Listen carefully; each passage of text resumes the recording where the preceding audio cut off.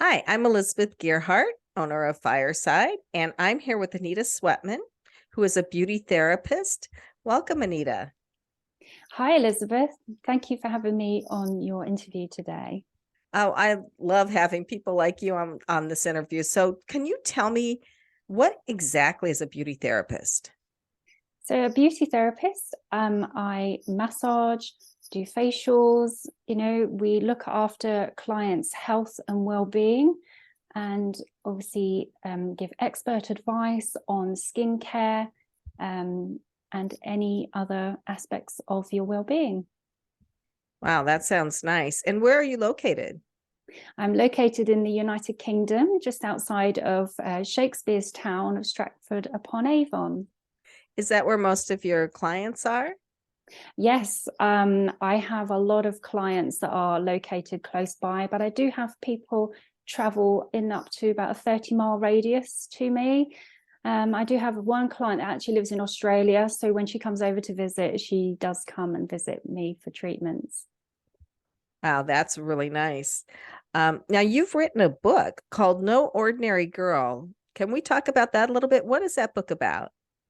Oh, yes. I wrote my book in last year, just after lockdown, April 21. And it made me realize that I was living my dream, that I started up my own business from absolutely nothing.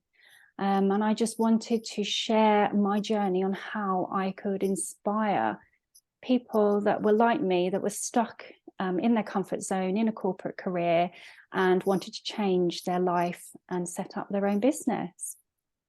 So, how do you or how does a person change their mindset to get out of their comfort zone? It's a long process. Every single day, you're going 3 steps forward and 2 steps back all the time. And you have to believe in yourself that you can change your life. You can change your mindset to become the person that you dream of becoming.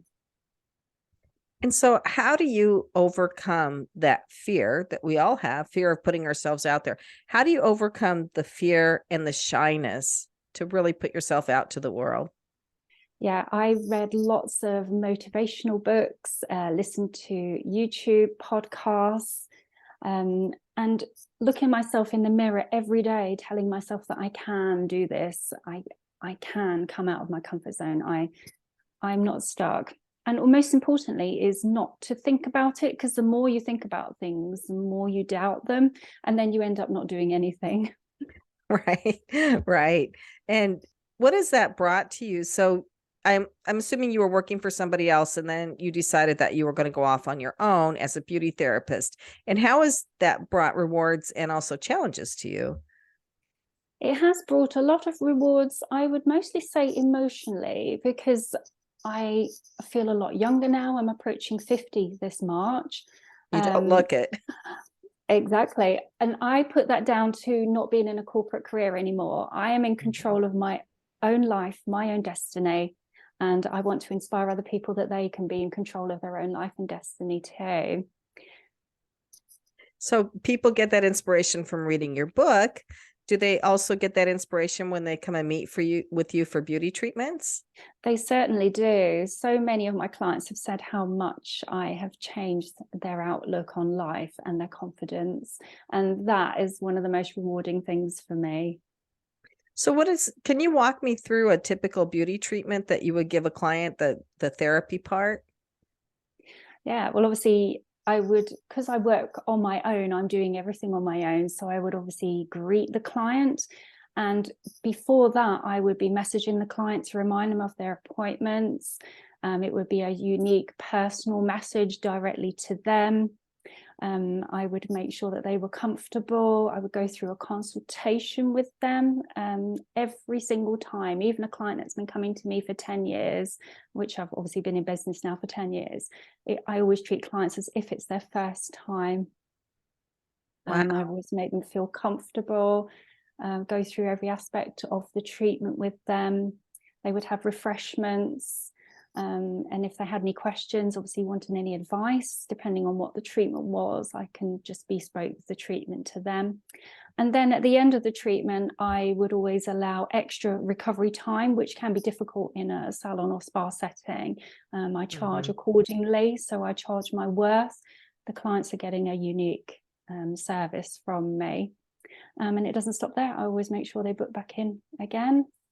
And they always look forward to their next treatment before they've even left the building.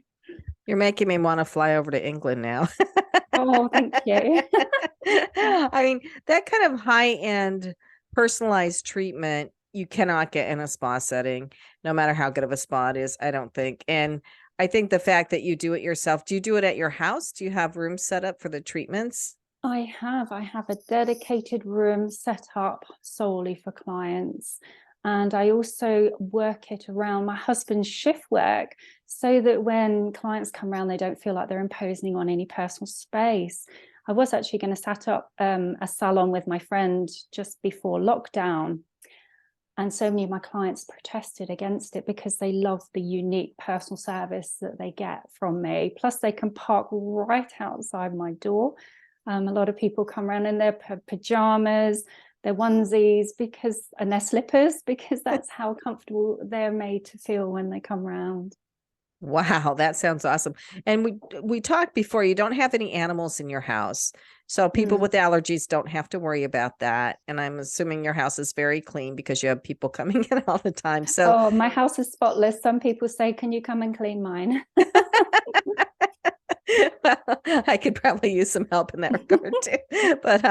But that's the kind of place you want to go for a spa treatment because you hear it's in a house, but then if it's in a very professional environment in a house and nobody else is there. So it really is very high-end treatment, which I would really appreciate. So you may be seeing me one of these days.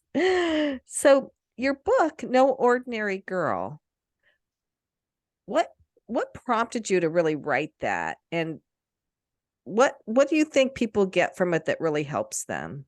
Well, what prompted me was I was at my lowest point in lockdown. I'm sure, like most other people, even though my business had been closed, it made me realize that everything that I'd built up over the last, now it was 10 years, obviously just passed, over the last sort of 9 years, I'd built up myself from scratch, from nothing. And I just wanted to share my story on what I went through to actually achieve that level of, I suppose, the freedom that I felt from being able to leave a corporate career all by myself. I mean, I had the emotional support of my husband, but I had no money to set up my business with, to build up a full-time, beyond a full-time income on part-time hours, which I could never achieve in a corporate career. And I was very, very shy, very introverted. I didn't like being around people because I used to work in pharmacy. And I found it very, very difficult and challenging to be around people because I just wanted to be on my own all the time. I just like being in my own little bubble, doing my own little thing. And I thought, there's so many people out there like me that want to change their life, but are too scared. And that's what I share in my story, is that for many, many years, I wanted to change my life, but I just didn't know how. And I was scared to. And it was when I had a wake-up call that actually spurred me into actually, right, this is it. Now you need to do something, or else you're going to be stuck where you are for the rest of your life, waiting for your life to change.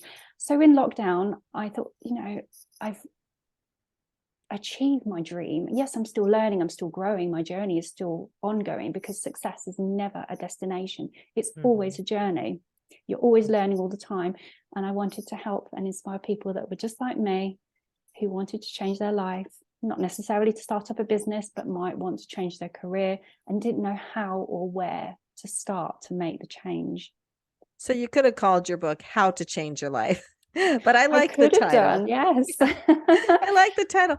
So when people get a beauty treatment from you, I'm assuming they come back for more because it sounds really awesome.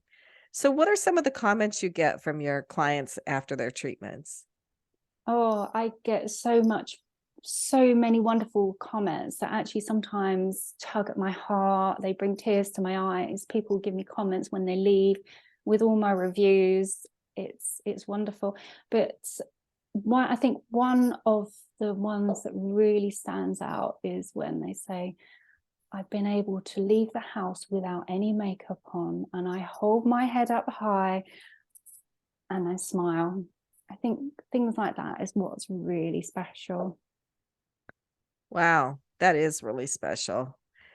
I think you're providing a really valuable, wonderful service for people, Anita, and I think your book is definitely worth reading. So, where do people find your book and where do they find you? Thank you. Well, you can purchase my book directly from my website. You can go onto Amazon, but also my book is available in most major online bookstores around the world.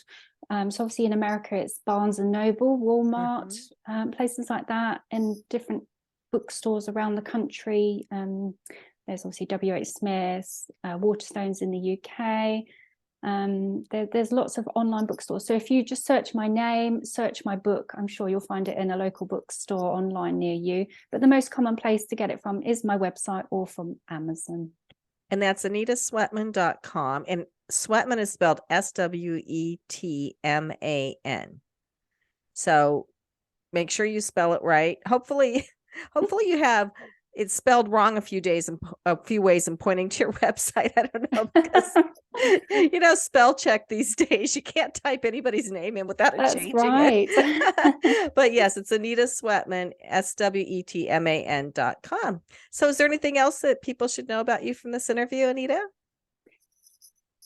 No matter where you are not stuck. You are not a tree. You can change your life. You can become the person you dream of becoming.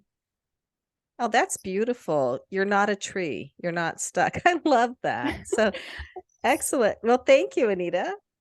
Thank you so much, Elizabeth. Thank you for having me to do an interview with you today. It's been my pleasure.